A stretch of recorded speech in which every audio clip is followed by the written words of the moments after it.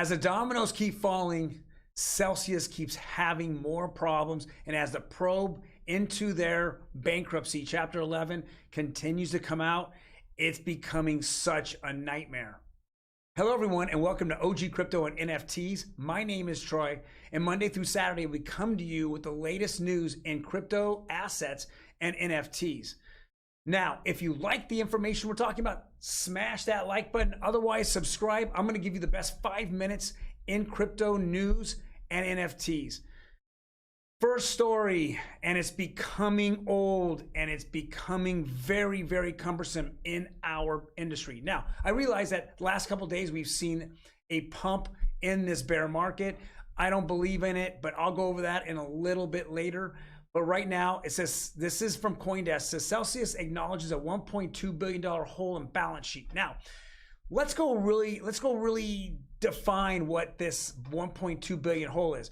Is this hole, is it because in their balance sheet, have they shown the losses from any investments they had in Three Arrows Capital or even UST? Do they really have anything there, or Luna? Or how about Voyager or BlockFi?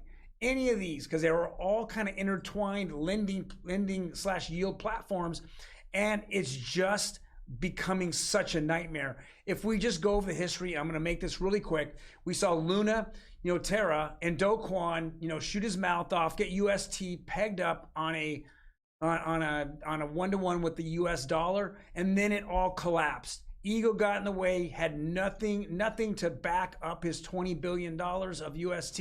We saw a $60+ billion collapse, one of the enormous collapses of all time, #1 in crypto. But let's go further.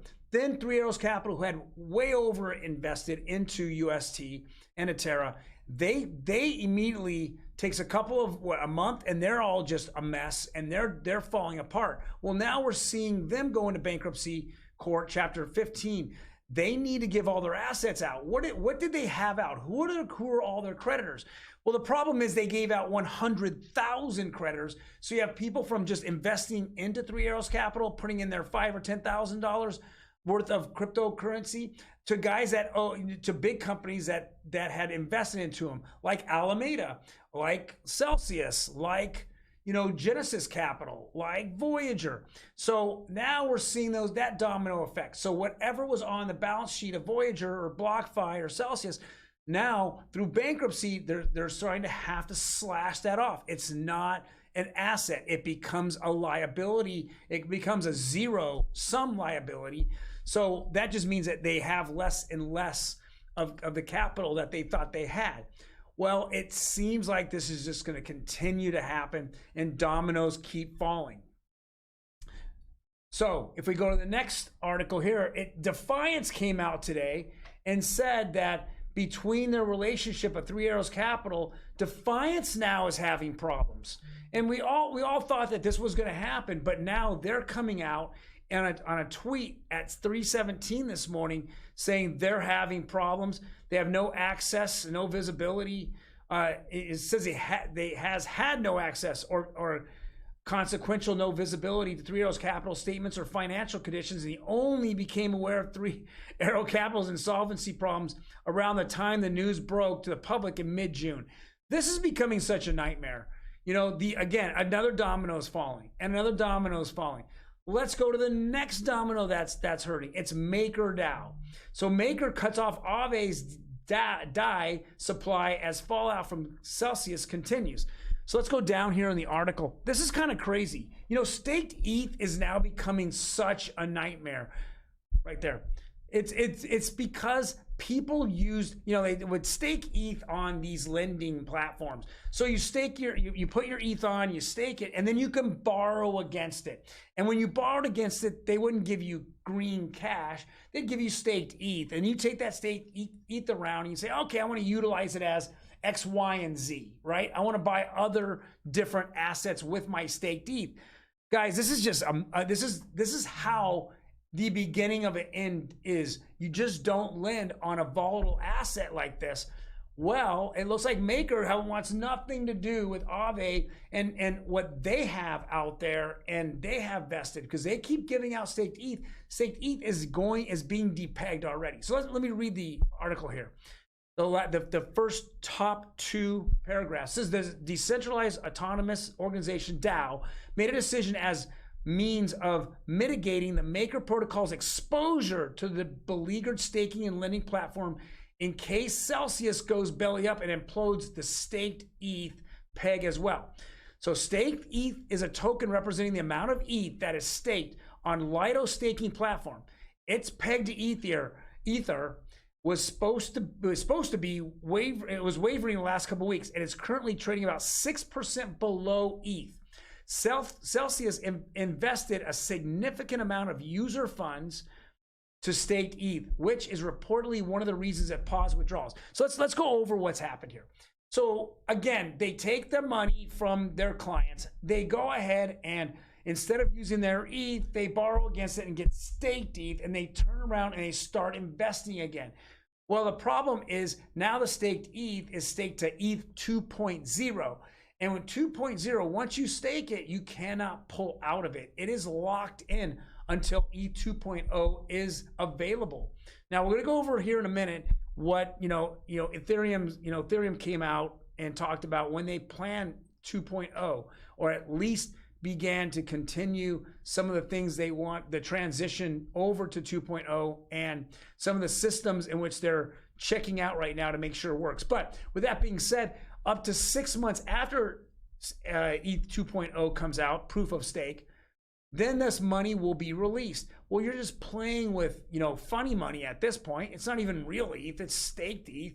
So it's turning into this complete nightmare, and nobody wants to have exposure to it. So DAO, Maker DAO is just like, I'm like Aave done. We don't even know what how much issuance and where they put that money at for Celsius.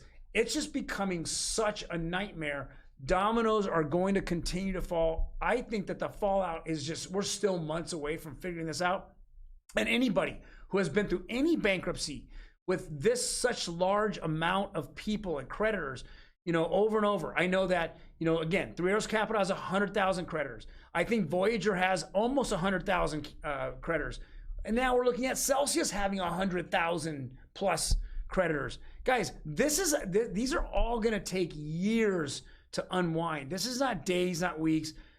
I hate to say it. I went through a huge bankruptcy like I discussed yesterday myself with WorldCom, MCI WorldCom, and it was nothing short of the biggest headache nightmare of my life.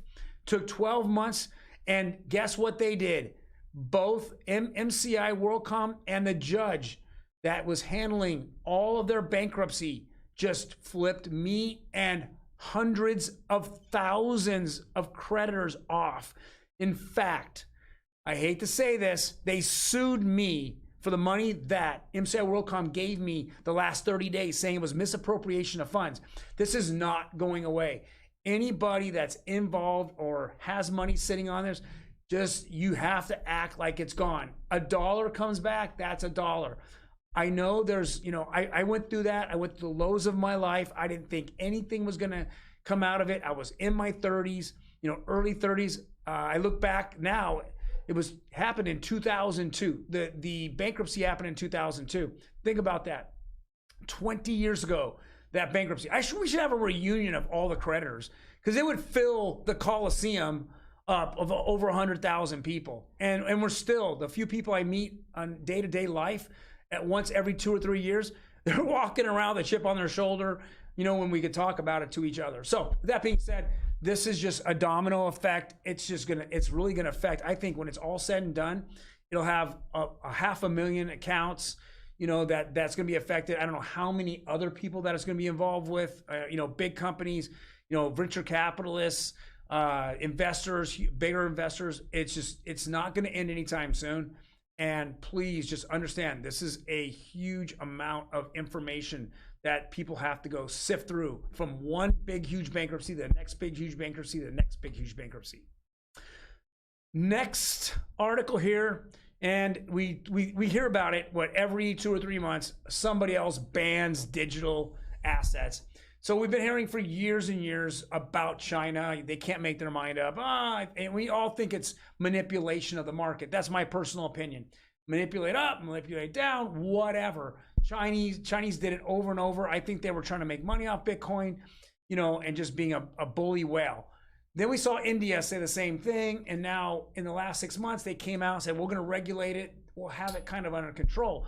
Well, here, 3 or 4 months ago, the federal government comes out and says, well, we're putting these sanctions on Russia, but they can get around it with crypto assets. Crypto is bad, it's the devil. Bull. Beep.